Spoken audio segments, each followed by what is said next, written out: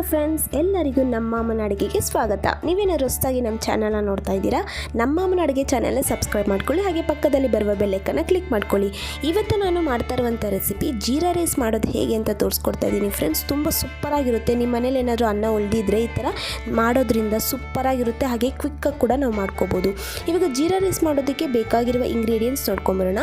ಇಲ್ಲಿ ನಾನು 2 ಪಲಾವ್ ಎಲೆ ತೊಗೊಂಡಿದ್ದೀನಿ, ಲವಂಗ 3, ಚಕ್ಕೆ 1 ಇಂಚ್ 1 ಪೀಸ್ ತೊಗೊಂಡಿದ್ದೀನಿ, ಏಲಕ್ಕಿ 1, ಗೋಡಂಬಿ 12 ತೊಗೊಂಡಿದ್ದೀನಿ, ಹಸಿಮೆಣಸಿನ್ಕಾಯಿ 3ನೇ ಹತ್ರ ಮೀಡಿಯಮ್ ಸೈಜಲ್ಲಿ ಕಟ್ ಮಾಡಿ ಇಟ್ಕೊಂಡಿದ್ದೀನಿ, ಒಣಮೆಣಸಿನ್ಕಾಯಿ 2, ಜೀರಿಗೆ 1 ಟೇಬಲ್ ಸ್ಪೂನ್, ಕರಿಬೇವು 1 ಟೇಬಲ್ ಸ್ಪೂನ್, ಕೊತ್ತಂಬರಿ ಸೊಪ್ಪು 1 ಟೇಬಲ್ ಸ್ಪೂನ್ ಅಥವಾ ಚಿಕ್ಕದಾಗಿ ಕಟ್ ಮಾಡಿ ಇಟ್ಕೊಂಡಿದ್ದೀನಿ, ತುಪ್ಪ 2ರಿಂದ 3 ಟೇಬಲ್ ಸ್ಪೂನ್, ಎಣ್ಣೆ 1ರಿಂದ 2 ಟೇಬಲ್ ಸ್ಪೂನ್, ರುಚಿಗೆ ತಕ್ಕಷ್ಟು ಉಪ್ಪು.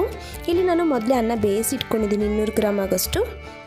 ಮಾಡೋದು ಹೇಗೆ ಅಂತ ನೋಡೋಣ. ಮೊದಲು ಸ್ಟವ್ ಹಚ್ಚಿ ಒಂದು ಪಾತ್ರೆನ ಇಟ್ಕೊಂಡಿದ್ದೀನಿ. ಇವಾಗ ಮೊದಲು ನಾನು 1 ಟೇಬಲ್ ಸ್ಪೂನ್ ಎಣ್ಣೆನ ಹಾಕ್ಕೊಂಡಿದ್ದೀನಿ, 2 ಟೇಬಲ್ ಸ್ಪೂನ್ ತುಪ್ಪನ ಹಾಕ್ಕೊಂಡಿದ್ದೀನಿ. ತುಪ್ಪ ಇಲ್ಲಿ ನಾನು ಜಾಸ್ತಿ ಹಾಕಿರೋದು ಏನಕ್ಕೆ ಅಂದರೆ ಟೇಸ್ಟು ಚೆನ್ನಾಗಿರುತ್ತೆ. ನಿಮಗೆ ತುಪ್ಪ ಇಷ್ಟ ಇಲ್ಲ ಅಂದರೆ ಬರೀ ಎಣ್ಣೆದಲ್ಲಿ ಕೂಡ ಮಾಡ್ಕೋಬೋದು. ಇವಾಗ ನಾನು ಚಕ್ಕೆ, ಲವಂಗ, ಏಲಕ್ಕಿ, ಪಲಾವ್ ಎಲೆ ಮತ್ತು ಗೋಡಂಬಿ ಇಷ್ಟನ್ನು ಹಾಕ್ಕೊಂಡು ಒಂದು 10 to 15 ಸೆಕೆಂಡ್ಸ್ ಫ್ರೈ ಮಾಡ್ಕೊತೀನಿ. ನೋಡಿ ಫ್ರೆಂಡ್ಸ್, ಇದೇ ಥರನೇ ಒಂದು ಸ್ವಲ್ಪ ಹೊತ್ತೊಂದು 10 ಸೆಕೆಂಡ್ಸ್ ಫ್ರೈ ಮಾಡ್ಕೊಂಡಿದ್ದಾದಮೇಲೆ ಜೀರಿಗೆನ ಹಾಕ್ಕೊಂಡಿದ್ದೀನಿ. ಜೀರಿಗೆ ಹಾಕ್ಕೊಂಡು 15 ಸೆಕೆಂಡ್ಸ್ ನಾನು ಇದೇ ಥರನೇ ಫ್ರೈ ಮಾಡ್ಕೊತೀನಿ. ನೋಡಿ, ಮೀಡಿಯಮ್ ಫ್ಲೇಮಲ್ಲೇ ನಾವು ಫ್ರೈ ಮಾಡ್ಕೋಬೇಕಾಗುತ್ತೆ.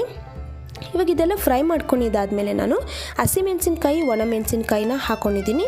ಇದನ್ನು ಹಾಕ್ಕೊಂಡು ಒಂದು 15 to 20 ಸೆಕೆಂಡ್ಸ್ ಫ್ರೈ ಮಾಡಿಕೊಂಡ್ರೆ ಸಾಕಾಗುತ್ತೆ. ನೋಡಿ, ಇದೇ ಥರನೇ ಚೆನ್ನಾಗಿ ಫ್ರೈ ಮಾಡ್ಕೋಬೇಕು. ಇವಾಗ ನಾನು ಕರಿಬೇವಿನ ಸೊಪ್ಪನ್ನು ಹಾಕ್ಕೊಂಡು ಚೆನ್ನಾಗಿ ಫ್ರೈ ಮಾಡ್ಕೊತಾ ಇದ್ದೀನಿ. ನೋಡಿ ಫ್ರೆಂಡ್ಸ್, ಇವಾಗ ಇದನ್ನು ಕೂಡ ಒಂದು 10 ಸೆಕೆಂಡ್ಸ್ ಫ್ರೈ ಮಾಡಿಕೊಂಡ್ರೆ ಸಾಕಾಗುತ್ತೆ. ಇವಾಗ ಇದೆಲ್ಲ ಫ್ರೈ ಮಾಡ್ಕೊಂಡಿದ್ದಾದಮೇಲೆ ರುಚಿಗೆ ತಕ್ಕಷ್ಟು ಉಪ್ಪನ್ನು ಹಾಕ್ಕೊಂಡಿದ್ದೀನಿ. ಇಲ್ಲಿ ಉಪ್ಪು ನೋಡಿ ಹಾಕ್ಕೊಳ್ಳಿ. ಇವಾಗ ಒಂದು ಸ್ವಲ್ಪ ಉಪ್ಪು ಹಾಕಿ ಅನ್ನ ಹಾಕಿ ಮಿಕ್ಸ್ ಮಾಡಿ ಬೇಕಂದರೆ ಹಾಕೋಬೋದು ನೀವು. ಇಲ್ಲಿ ನಾನು ಅನ್ನ ಬೇಯಿಸುವಾಗ ಒಂದು ಸ್ವಲ್ಪ ಉಪ್ಪನ್ನು ಹಾಕ್ಕೊಂಡಿದ್ದೀನಿ, ಅದಕ್ಕೆ ಒಂದು ಸ್ವಲ್ಪ ಉಪ್ಪನ್ನು ಹಾಕಿ ಮಿಕ್ಸ್ ಮಾಡ್ಕೊತಾ ಇರೋದು. ಇವಾಗ ರೈಸ್ ಎಲ್ಲ ಹಾಕಿ ಚೆನ್ನಾಗಿ ಮಿಕ್ಸ್ ಮಾಡ್ಕೋಬೇಕು. ಇವಾಗ ನಿಮ್ಗೇನಾದರೂ ಉಪ್ಪು ಬೇಕಂದರೆ ನೋಡಿ ಹಾಕ್ಕೊಳ್ಳಿ. ಇವಾಗ ನನಗೆ ಕರೆಕ್ಟಾಗಿದೆ ಉಪ್ಪು, ಅದಕ್ಕೆ ಹಾಕಿಲ್ಲ. ಇವಾಗ ಈ ಥರ ಲಿಡ್ ಕ್ಲೋಸ್ ಮಾಡಿ ನಾನು ಒಂದು 2 ನಿಮಿಷ ಬಿಡ್ತೀನಿ ಲೋ ಫ್ಲೇಮಲ್ಲಿ. ಇವಾಗ 2 ನಿಮಿಷ ಆಗಿದೆ. ಒಂದ್ಸತಿ ಚೆನ್ನಾಗಿದೆ ಈ ಥರನೇ ಮಿಕ್ಸ್ ಮಾಡ್ಕೊತಾ ಇದ್ದೀನಿ. ಮನೇಲಿ ಏನಾದರೂ ಅನ್ನ ಉಳಿದಿದ್ರೆ ನೀವು ಈ ಥರ ಮಾಡ್ಕೋಬೋದು ಫ್ರೆಂಡ್ಸ್. ತುಂಬ ಚೆನ್ನಾಗಿರುತ್ತೆ. ನೀವು ಮಕ್ಕಳಿಗೆ ಟಿಫನ್ ಬಾಕ್ಸಿಗೂ ಮಾಡ್ಕೊಡ್ಬೋದು, ಬ್ರೇಕ್ಫಾಸ್ಟಿಗೆ ಮಾಡ್ಬೋದು, ಚೆನ್ನಾಗಿರುತ್ತೆ. ಇವಾಗ ಲಾಸ್ಟಿಗೆ ಕೊತ್ತಂಬರಿ ಸೊಪ್ಪು ಹಾಕ್ಕೊಂಡು ಒಂದ್ಸತಿ ಮಿಕ್ಸ್ ಮಾಡ್ಕೊಳ್ತೀನಿ. ನೋಡಿ ಎಷ್ಟು ಬೇಗ ಮಾಡ್ಕೋಬೋದಲ್ಲ.